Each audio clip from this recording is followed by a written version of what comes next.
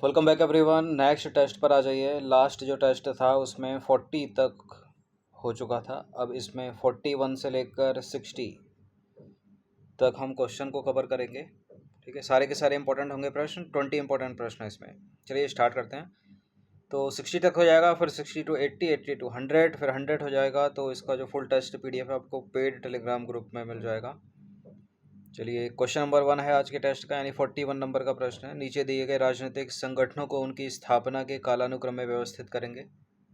सारे के सारे इंपॉर्टेंट प्रश्न हैं। ज़्यादातर इसमें फोकस ज्योग्राफी पर ही है। चलिए, हिस्ट्री का प्रश्न है, मॉडर्न हिस्ट्री का। तो कालानुक्रम क्रोनोलॉजिकल ऑर्डर में लगाइए इनको। Indian League, Bengal British India Society, Bombay Presidency Association, Madras Mahajan सभा।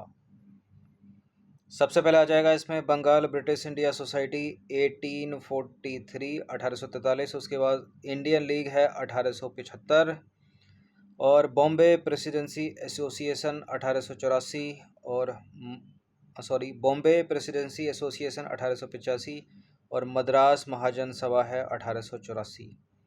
तो जो क्रम बनता है 2 1 4 3 का बनता है। कौन से ऑप्शन में है? ऑप्शन नंबर बी है इसका आंसर, 2 1 4 3। इन सभी टेस्ट किया फुल टेस्ट PDF सीरीज से जुड़ सकते हैं। नंबर इस पर व्हाट्सअप करके। जो वीडियोस नहीं देखना चाहता, प्रिंट आउट निकाल कर प्रैक्टिस करना चाहते हैं, एक छोटा सा अमाउंट है पूरे साल के लिए। तो बंगाल ब्रिटिश इंडिया सोसाइटी 1843 की है, इंडियन लीग है 1875, मद्रास महाजन सभा 1884 और बॉम्बे प्रेसिडेंसी एसोसिएशन 1885। निम्नलिखित कथनों पर विचार करेंगे। 3 कथन है यहाँ पर। इन्होंने the Arctic home in the Vedas का लेखन किया। इन्हें महात्मा गांधी द्वारा आधुनिक भारत का निर्माता कहा गया। इन्होंने ब्रिटिश वस्तुओं के बहिष्कार की वकालत की और लोगों से स्वदेशी आंदोलन के दौरान निष्क्रिय प्रतिरोध का आग्रह किया। उपर्युक्त विशेषताएं, मतलब ऊपर जो 3 विशेषताएं हैं, निम्नलिखित व्यक्तियों में से किसे स्पष्ट रूप से व्यक्त करती हैं? दादा भाई नौरोजी, मदन मोहन मालवीय, गोपाल कृष्ण गोखले या बाल गंगाधर तिलक। आधुनिक भारत का निर्माता, Arctic home in the Vedas, तो बाल गंगाधर तिलक हो जाएगा इसका आंसर। तो सारे के सारे जो कथन हैं वो बाल गंगाधर तिलक को व्यक्त करते हैं। बाल गंगाधर तिलक का जन्म 23 जुलाई 1856 को हुआ, मृत्यु 1 अगस्त 1920 को।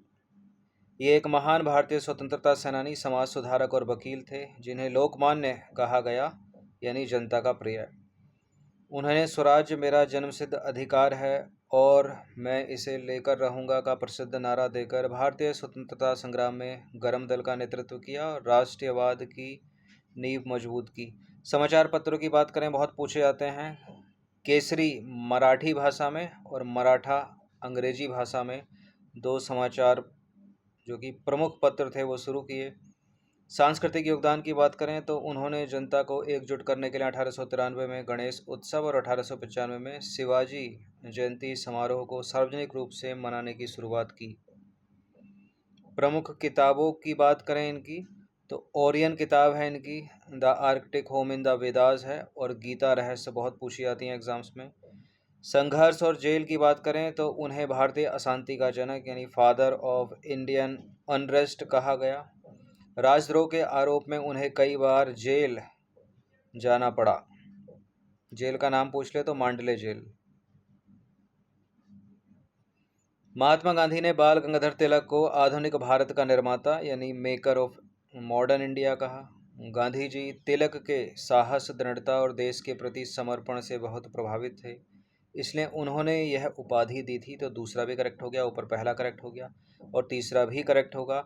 बाल गंगाधर तिलक ने 1905 के स्वदेशी आंदोलन के दौरान निष्क्रिय प्रतिरोध का कड़ा समर्थन किया और आग्रह किया था, पैसिव रेसिस्टेंस। नेक्स्ट क्वेश्चन है नंबर 43। इलबर्ट विल विवाद एग्जाम का फेवरेट है, कई बार एग्जाम्स में प्रश्न बने हैं, अलग अलग तरह से बने हैं। इलबर्ट विल विवाद किससे संबंधित था? इलबर्ट विल विवाद संबंधित था यूरोपीय लोगों के मुकदमे के संबंध में भारतीय मजिस्ट्रेटों पर लगाई गई अयोग्यता को हटाने से। सी है इसका आंसर।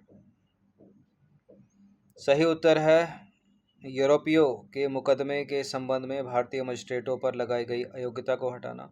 एल्बर्ट विल को लॉर्ड रिपन के वायसरायशिप के दौरान 9 फरवरी 1843 को सर कार्लटन एल्बर्ट ने ड्राफ्ट किया था। ठीक है, स्टेटमेंट बनाकर भी पूछ लेता है कि एल्बर्ट विल विवाद लॉर्ड लिटन का है। लॉर्ड लिटन के वायसराय काल में, गलत, लॉर्ड रिपन के वायसराय काल में। ठीक है, किसने ड्राफ्ट किया इसको? सर कार्लटन एल्बर्ट ने। इस विधेयक को पेश करने के पीछे मुख्य उद्देश्य भारतीय न्यायाधीशों को सत्र अदालतों में अंग्रेजों से जुड़े मामलों में मुकदमा चलाने की अनुमति देना था। अब एक प्रश्न ये एक और है, एल्बर्ट विल से संबंधित है। एल्बर्ट विल विवाद के संदर्भ में सही कथन है। पहला, एल्बर्ट विल 1883 में लॉर्ड वायसराय लॉर्ड लिटन के कार्यकाल में पेश किया गया था। ठीक है, तो ऐसे भी पूछा जा सकता है, तो गलत हो गया ना, पहला स्टेटमेंट लॉर्ड रिपन होना चाहिए। दूसरा स्टेटमेंट है, इसके तहत भारतीय न्यायाधीश अदालतों में यूरोपीय अभियुक्तों पर चलने वाले मुकदमों की सुनवाई कर सकते थे।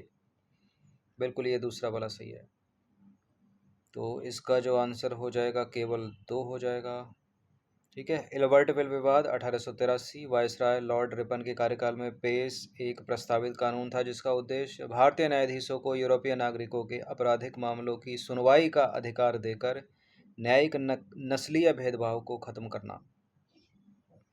क्वांटम कंप्यूटिंग के संदर्भ में सही कथन है।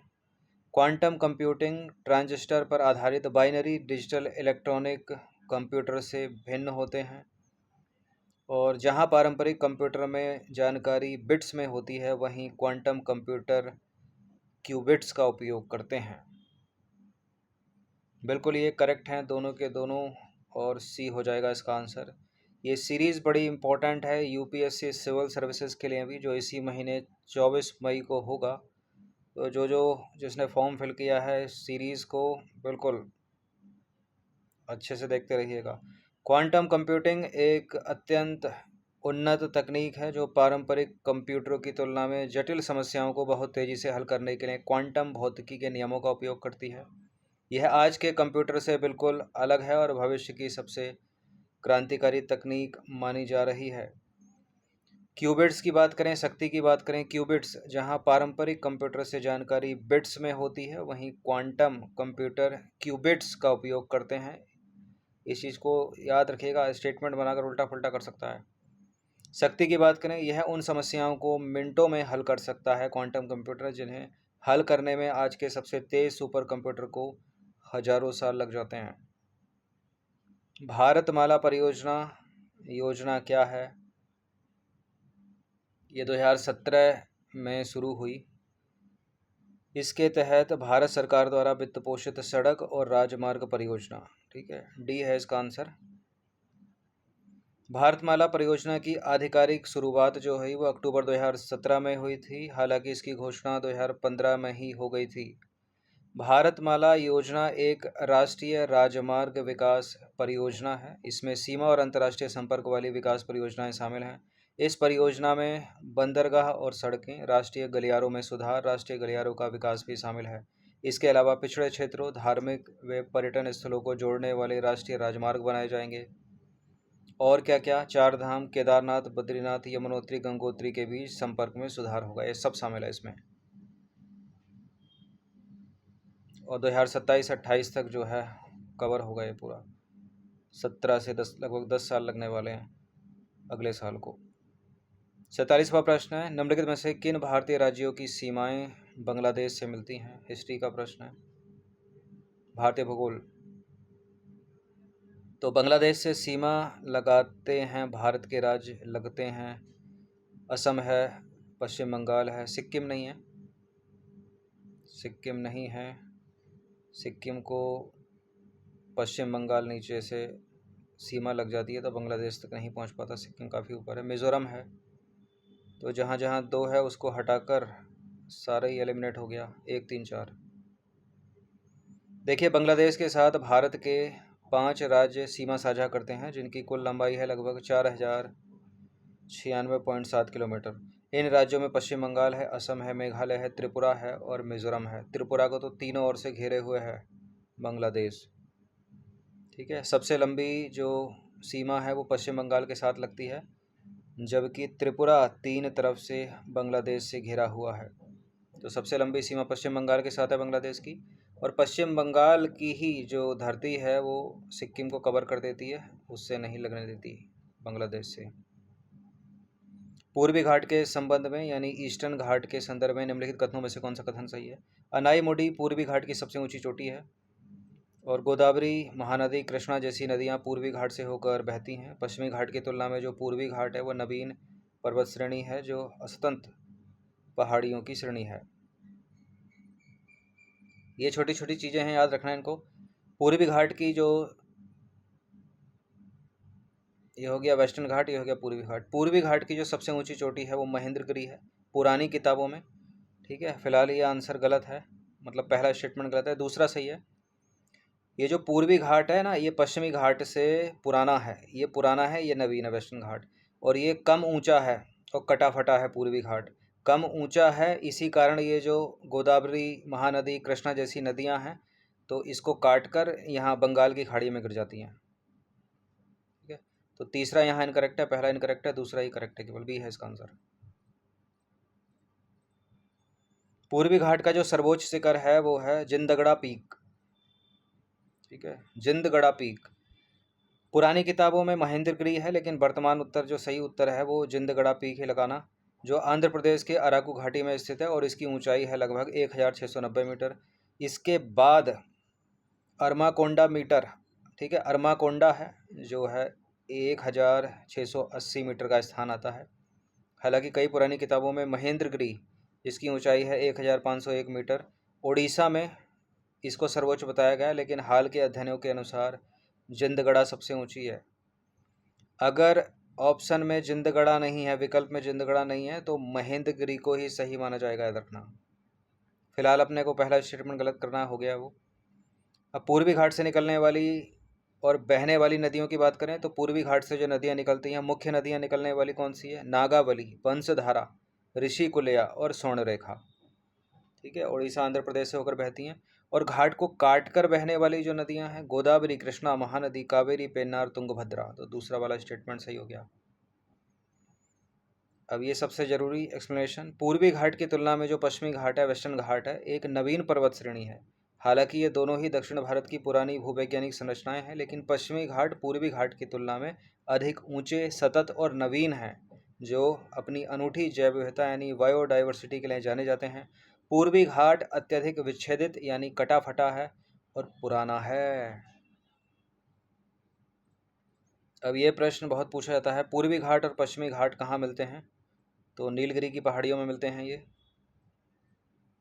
नीलगिरी की पहाड़ियाँ, पूर्वी घाट और पश्चिमी घाट का मिलन बिंदु नीलगिरी पठार है। नीलगिरी पहाड़ियाँ भारत के दक्षिणी भाग में स्थित हैं। और क्या क्या, ये पर्वतमाला पश्चिमी घाट श्रृंखला का भाग है। नीलगिरी पर्वत श्रृंखला के कुछ भाग तमिलनाडु, केरल व कर्नाटक में भी हैं। सबसे ऊंची चोटी की बात करें तो डोडा बेटा है, जिसकी ऊंचाई है लगभग 2637 मीटर। नीलगिरी तमिल शब्द है जिसमें नीलम का अर्थ नीला और गिरी का अर्थ पर्वत होता है। 50वां प्रश्न है, भारत के पश्चिमी और पूर्वी घाटों के बारे में निम्नलिखित कथनों को पढ़िए। पश्चिमी घाट और पूर्वी घाट क्रमशः दक्कन पठार के पश्चिमी और पूर्वी किनारों को चिह्नित करते हैं। पश्चिमी घाट पूर्वी घाट से ऊंचे हैं, ठीक है। पश्चिमी घाट पूर्वी घाट से अधिक ऊंचे हैं, ये कम ऊंचा है, नीचा है, तभी तो वो जो नदियां हैं इसको काट कर बंगाल की खाड़ी में आसानी से गिर जाती हैं। क्या बढ़िया प्रश्न, दोनों के दोनों स्टेटमेंट सही हैं। तो पश्चिमी घाट और पूर्वी घाट भारत में दो महत्वपूर्ण पर्वत श्रृंखलाएं हैं जो क्रमशः दक्कन के पठार के पश्चिमी और पूर्वी किनारे को चिह्नित करती हैं।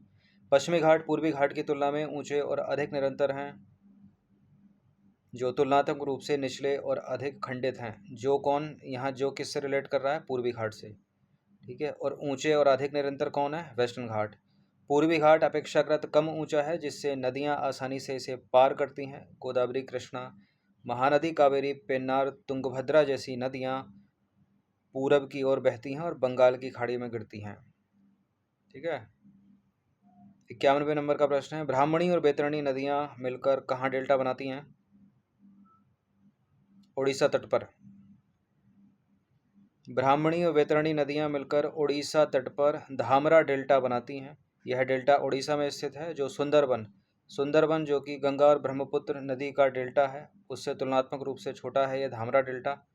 लेकिन भारत का एक महत्वपूर्ण नदी डेल्टा है धामरा डेल्टा। मैं थोड़ा तीव्र गति से चल रहा हूँ क्योंकि बड़े स्टेटमेंट है, व्याख्या भी बड़ी है, वीडियो बड़ा ना हो जाए। 52वें नंबर का प्रश्न है, निम्नलिखित में से कौन सी नदियाँ चपाकार डेल्टा का निर्माण करती हैं? डेल्टा के प्रकार भी आपको पता होने चाहिए। 3 से 4 प्रकार के डेल्टा होते हैं। तो चापाकार डेल्टा का निर्माण करती है नील नदी, चापाकार डेल्टा बनाती है। गंगा और ब्रह्मपुत्र नदियां भी चापाकार डेल्टा बनाती हैं। मिसिसिपी नहीं बनाती चापाकार डेल्टा, तो केवल पहला और दूसरा हो गया, यानी ए हो गया इसका आंसर। ठीक है, मिसिसिपी से वैसे सारा एलिमिनेट हो जाता, तीनों के तीनों कट जाते हैं। तो आकृति और तलछट जमाव के आधार पर डेल्टा मुख्य रूप से 3 से 4 प्रकार के होते हैं।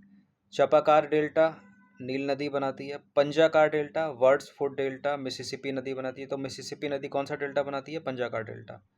नुकीले डेल्टा जो टाइबर नदी बनाती है, और ज्वारंदमुखी यानी एशुराइन डेल्टा, ये आकार समुद्र की लहरों, ज्वार और नदी के प्रवाह की ताकत पर निर्भर करता है। अब अपने को दो एक्सप्लेन करने हैं। चापाकार डेल्टा यह पंखे या धनुष के आकार का होता है, जो समुद्र की ओर उत्तल यानी कॉन्वेक्स होता है। यह नदी द्वारा भारी मात्रा में तलछट जमा करने से बनता है। उदाहरण के तौर पर नील नदी का डेल्टा और गंगा ब्रह्मपुत्र जो नदियां मिलकर डेल्टा बनाती हैं, वो चापाकार डेल्टा है। पंजाकार डेल्टा की बात करें यानी वर्ड्स फुट डेल्टा, इसकी आकृति पक्षी के पंजे जैसी होती है, जिसमें नदी की वितरिकाएं समुद्र के भीतर तक दूर तक जाती हैं। यह तब बनता है जब लहरें कमज़ोर हों। फॉर एग्जांपल मिसिसिपी नदी जो डेल्टा बनाती है वो वर्ड्स फुट डेल्टा बनाती है, यानी पंजाकार डेल्टा। क्लियर? ये करंट से रिलेट करता हुआ प्रश्न है। जलवायु परिवर्तन प्रदर्शन सूचकांक यानी CCPI 2026 के संबंध में निम्नलिखित कथनों पर विचार कीजिए। यह संयुक्त राष्ट्र पर्यावरण कार्यक्रम यानी UNEP की देखरेख में प्रतिवर्ष प्रकाशित किया जाता है। इस सूचकांक में भारत को उच्च प्रदर्शनकर्ता की श्रेणी में रखा गया है। देखिए 26 में स्थिति खराब हो गई है, होती ही जाएगी आने वाले समय में। पहला वाला गलत है। जर्मन वॉच निकालती है इसको, जलवायु परिवर्तन प्रदर्शन सूचकांक को, यूनाइटेड नेशन एनवायरनमेंट प्रोग्राम नहीं। और इस सूची में भारत को, क्योंकि भारत का 23वां स्थान है, पिछले साल से स्थिति खराब हो गई है, तो ये मध्यम प्रदर्शनकर्ता की श्रेणी में है, उच्च प्रदर्शनकर्ता की श्रेणी में नहीं। और शुरू के 4 स्थान खाली हैं, याद रखना। ठीक है, कोई भी देश जो जलवायु परिवर्तन के नॉर्म्स हैं उसको पूरा ही नहीं कर पा रहा है। दोनों के दोनों गलत है, फिलहाल डी है इसका आंसर। तो जलवायु परिवर्तन प्रदर्शन सूचकांक यानी CCPI 2026 में भारत 13वें स्थान से गिरकर 23वें स्थान पर आ गया है, जिससे यह उच्च से मध्यम प्रदर्शन करने वाली श्रेणी में शामिल हो गया है। स्कोर कितना है? 61.31। इस सूचकांक में शुरू के 3 स्थान खाली हैं, सॉरी 4 नहीं, 3 स्थान खाली हैं, क्योंकि कोई भी देश जो इसके नॉर्म्स होते हैं जलवायु परिवर्तन सूचकांक के, उनको पूरा ही नहीं करता। तो पहला स्थान यानी जो शीर्ष है, यानी जो चौथे स्थान पर है, वही शीर्ष माना जाएगा, तो वो है डेनमार्क। ठीक है, शीर्ष स्थान पर है।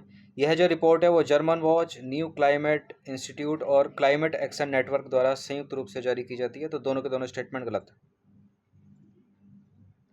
54वें नंबर का प्रश्न है। विश्व जल दिवस 2026 अभियान का मुख्य नारा पूछ रहा है। ठीक है, थीम लगाकर गलत मत कर दीजिएगा, थीम अलग है, नारा अलग, स्लोगन अलग है। तो मुख्य नारा क्या है? जहाँ जल बहता है वहाँ समानता बढ़ती है। और थीम पूछ ले तो जल और लैंगिक समानता, ए उत्तर है इसका। विश्व जल दिवस 2026 की थीम है जल और लैंगिक समानता, यानी वाटर एंड जेंडर। और इस वर्ष के अभियान का मुख्य नारा यानी स्लोगन है जहाँ जल बहता है वहाँ समानता बढ़ती है, यानी where water flows equality grows. ठीक है, where water flow equality grow. 55वें नंबर का प्रश्न है। हाल ही में समाचारों में रहा नासा का आर्टेमिस मिशन 2 जो 4 अंतरिक्ष यात्रियों को ओरियन अंतरिक्ष यान द्वारा चांद का चक्कर लगाकर सुरक्षित पृथ्वी पर लौटा था, अभी अप्रैल में, किस रॉकेट के द्वारा लॉन्च किया गया था? इससे कई तरह के प्रश्न बन सकते हैं, जैसे कि 4 लोग गए थे, 4 में से कितनी महिलाएं हैं? तो 3 पुरुष हैं, 1 महिला है, याद रखना। किस रॉकेट से गए थे ये?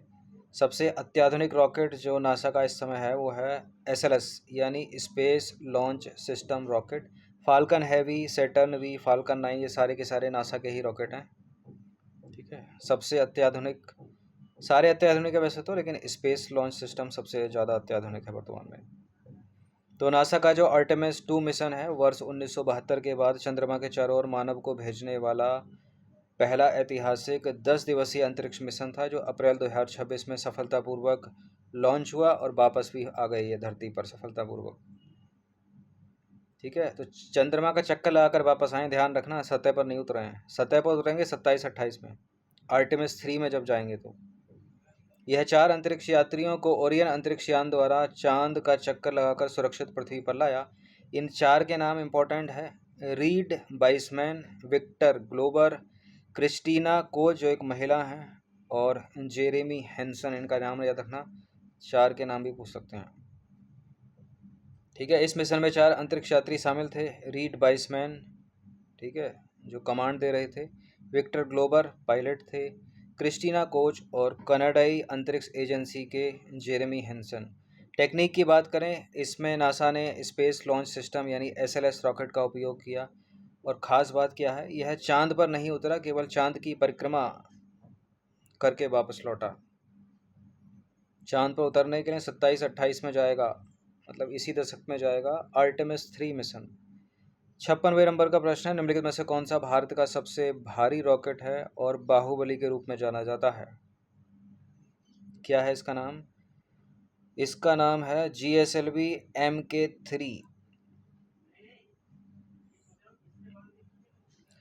इसरो का बाहुबली रॉकेट, जिसे आधिकारिक तौर पर LVM3M6 यानी लॉन्च व्हीकल मार्क 3 कहा जाता है, भारत का सबसे शक्तिशाली और भारी भरकम रॉकेट है, जो 6000 किलोग्राम से अधिक वजन ले जाने में सक्षम है।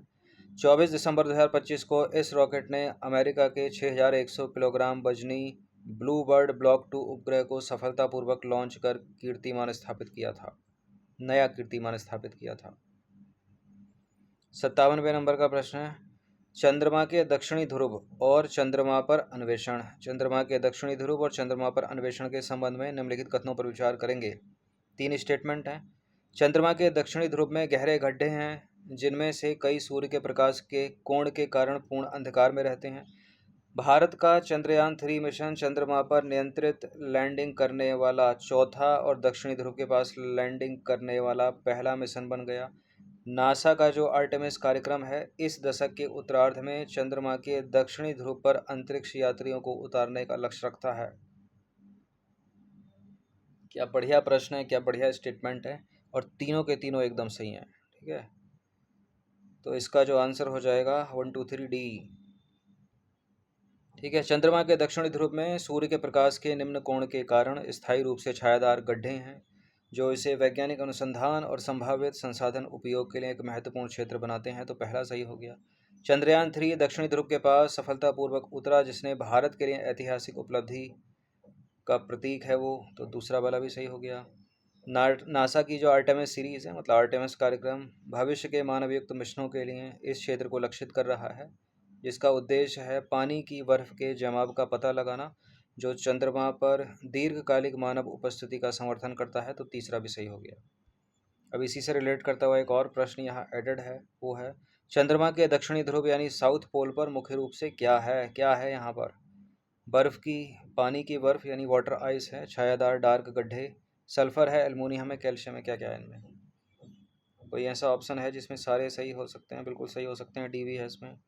तो चंद्रमा के दक्षिणी ध्रुव पर यानी साउथ पोल पर पानी की बर्फ़ है यानी वाटर आइस है, छायादार गड्ढे हैं, डार्क गड्ढे, सल्फ़र भी है, एल्युमिनियम भी है, कैल्शियम भी है, सब कुछ है, डी है इसका आंसर।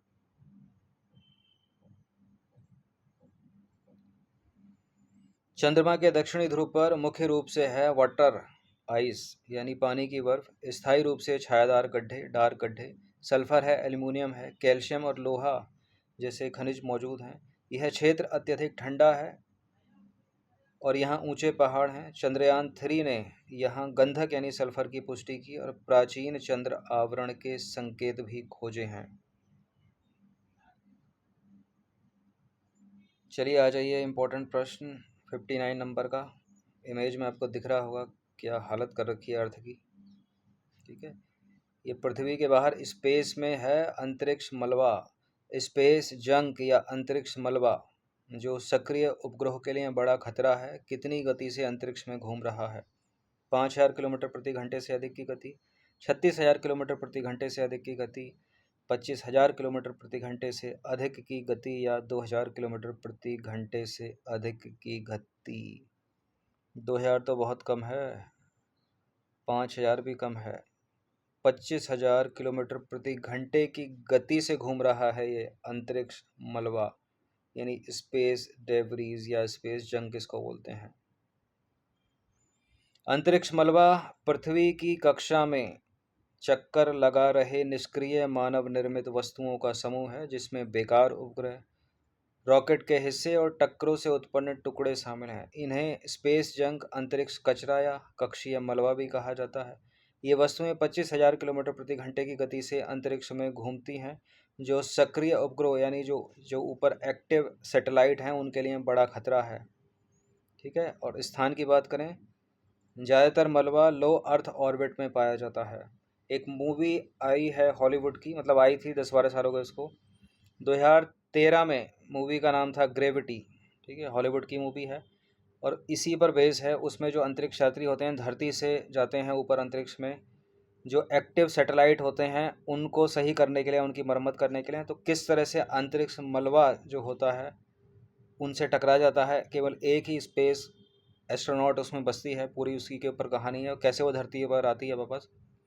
तो बिल्कुल तूफानी मूवी है और ऑस्कर अवार्ड भी मिला था इसको, ग्रेविटी को, 2013 की। साइंस फिक्शन और थ्रिलर मूवी है। 60वां प्रश्न है, अगस्त प्रस्ताव के संदर्भ में निम्नलिखित कथनों पर विचार करेंगे। 8 अगस्त 1940 को वायसराय लॉर्ड लिनलिथगो ने अगस्त प्रस्ताव प्रस्तुत किया था। इसमें भारत की आज़ादी प्रस्तावित थी। अगस्त प्रस्ताव 8 अगस्त 1940 को वायसराय कौन थे उस समय? Lord Linlithgow. बिल्कुल सही है पहला स्टेटमेंट। डोमिनियन स्टेटस की बात करता है अगस्त प्रस्ताव, भारत की स्वतंत्रता की नहीं, तो केवल पहला वाला ही इसमें सही है। देखिए, 8 अगस्त 1940 को वायसराय लॉर्ड लिनलिथगो ने अगस्त प्रस्ताव प्रस्तुत किया था। द्वितीय विश्व युद्ध में भारतीय सहयोग प्राप्त करने के उद्देश्य से यह पेश किया गया, जिसमें भारतीयों को संविधान सभा बनाने और डोमिनियन स्टेटस का अधिकार देने का आश्वासन दिया गया था। भारत को एक डोमिनियन स्टेटस का दर्जा दिया जाएगा। इसने भारत को स्वतंत्रता प्रदान करने का प्रस्ताव नहीं रखा था, इसलिए पहला कथन सही है, दूसरा वाला गलत है। और क्या क्या हुआ था इसमें? वायसराय की कार्यकारी परिषद का विस्तार करने की बात कही गई और यह व्यवस्था भी की गई कि भविष्य में अल्पसंख्यकों की सहमति के बिना कोई भी संविधान अपनाया नहीं जाएगा। चलिए, तो 141 से लेकर 60 हमने कवर कर दिए हैं। बहुत ही बढ़िया प्रश्न है किसी भी स्टेट के पीसीएस के लिए, और बिल्कुल यूपीएससी सिविल सेवा की जो परीक्षा 24 मई को होने वाली है, बिल्कुल क्लास 1 वाला लेवल है, तो प्रैक्टिस कर लेना अच्छे से इनकी। धन्यवाद। और पीडीएफ सीरीज़ जो लेना चाहता है, प्रिंट आउट निकाल कर प्रैक्टिस करना चाहता है, ये नंबर है, इस पर व्हाट्सअप कर दीजिए।